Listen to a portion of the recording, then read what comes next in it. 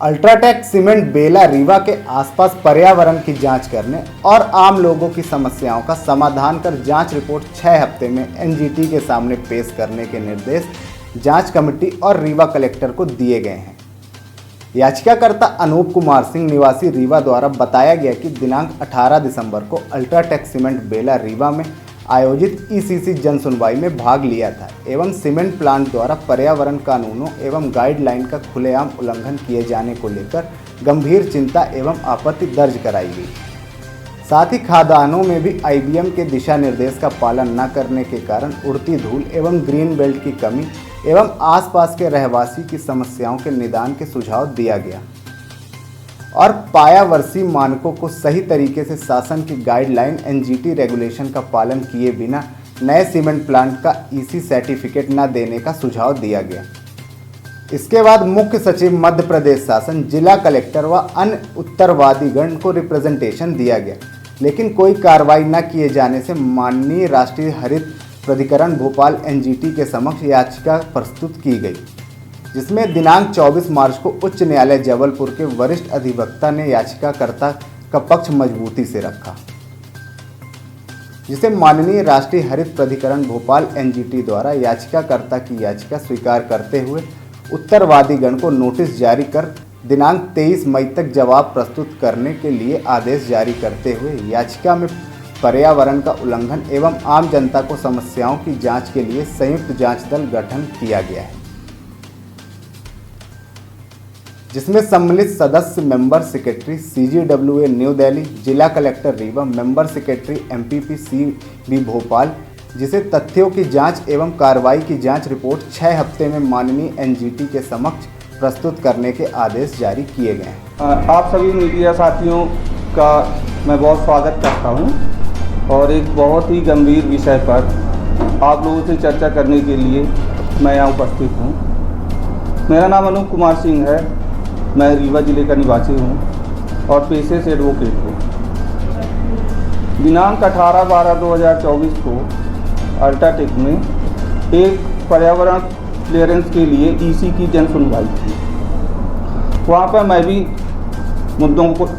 उठाने के लिए, सुझाव देने के लिए उपस्थित था। जब मैं वहाँ जा रहा था तो वेलकम चौराहा आता है, जहाँ से अल्ट्राटेक की खदानें शुरू होती हैं। वहाँ पर मैंने कई आम लोगों से चर्चा किया कि जन सुनवाई है, आप लोग अपनी समस्याओं के संदर्भ में वहाँ पर चर्चा कर सकते हैं। तो उन्होंने मुझे बताया कि सर, हमको कोई पेयजल की सुविधा नहीं दी जा रही, हमारे मकानों पर डस्ट जमे हुए हैं, फसलों पे डस्ट जमी हुई है और मैंने खुद वहाँ देखा कि इतनी डस्ट उड़ रही थी कि विजिबिलिटी भी कम हो रही थी, खड़े हो पाना बड़ा मुश्किल था। मैं खुद चिंतित था कि अल्ट्राटेक जो कि ए क्लास इंडस्ट्री है, देश का नंबर 1 सीमेंट होने का दावा करते हैं, उनके पास कोई फंड की कमी नहीं है, फिर भी माइंस में आईबीएम के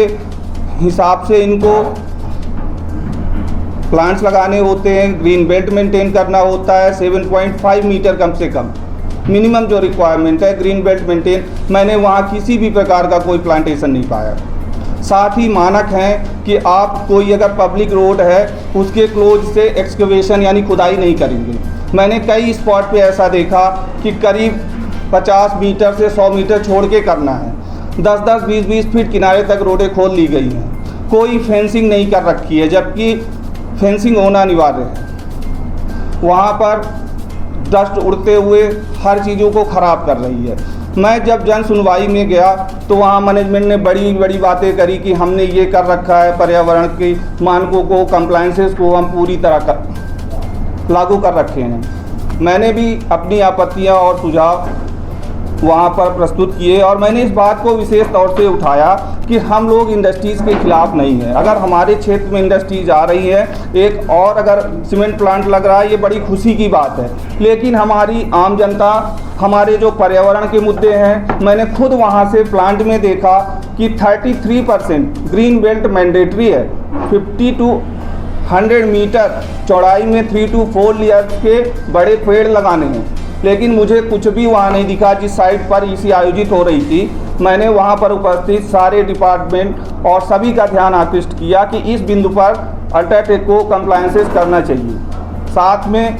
कोई स्प्रिंकलर नहीं किया गया था। जब मैं वेलकम चौराहे से जा रहा था तो रोड पर पानी को स्प्रे करने का प्रावधान है, लेकिन उस दिन भी इतना खुल्लम खुल्ला पर्यावरण को उल्लंघन किया गया है कि उस दिन भी इन्होंने ये जहमत नहीं उठाई कि हम इसमें जो है तो वाटर स्प्रे कर दें। मैं स्वयं वहाँ उतरकर खदानों का निरीक्षण जितना संभवतः कर पाया तो मैंने देखा खुले में ब्लास्ट कर रहे हैं, कोई सिक्योरिटी को लेकर इंतजाम नहीं है, कोई फेंसिंग नहीं है। आम जनता के साथ साथ वहाँ पर रहने वाले पालतू जानवर हों, जंगली जानवर हों, उनकी भी सुरक्षा को भारी खतरा है। इन सारे मुद्दों को उठाने के बाद मैंने जिम्मेदार उत्तरवादी यानी रिस्पोंडेंट्स को रिप्रेजेंटेशन दिया, जिसमें माननीय कलेक्टर, प्रिंसिपल सेक्रेटरी और अन्य 12 लोगों को हमने रिप्रेजेंटेशन दिया, जिसमें अल्ट्राटेक भी शामिल था। लेकिन इस पर कोई कार्यवाही न होने के कारण मैंने अपने अधिवक्ता के माध्यम से एनजीटी के समक्ष अपनी याचिका को प्रस्तुत किया, जहां एनजीटी हमारे अधिवक्ता ने बहुत ही मजबूती से पर्यावरण के उल्लंघनों को लेकर खुल्लम खुल्ला पर्यावरण को नुकसान किए जाने के कारण और हमारे याचिका को स्वीकार किया और इसमें जो है तो नोटिस जारी किया 12 लोगों को, और वो नोटिस मैं लेके आया हूँ। ये 12 नोटिस जो है तो एनजीटी द्वारा जारी की गई हैं, जो कि हम इस नोटिस को जल्द ही नियमानुसार तामील कर रहे हैं। और साथ ही साथ माननीय एनजीटी ने 3 सदस्यीय संयुक्त जांच दल का गठन किया, जिसमें सेंट्रल ग्राउंड वाटर अथॉरिटी का सेक्रेटरी मेंबर एक सदस्य होंगे, दूसरे जिला कलेक्टर रीवा मेंबर होंगे और तीसरे member secretary MPPCB Madhya Pradesh प्रदूषण कंट्रोल बोर्ड के एक अधिकारी होंगे, जिसमें MPPCB नोडल एजेंसी होगी।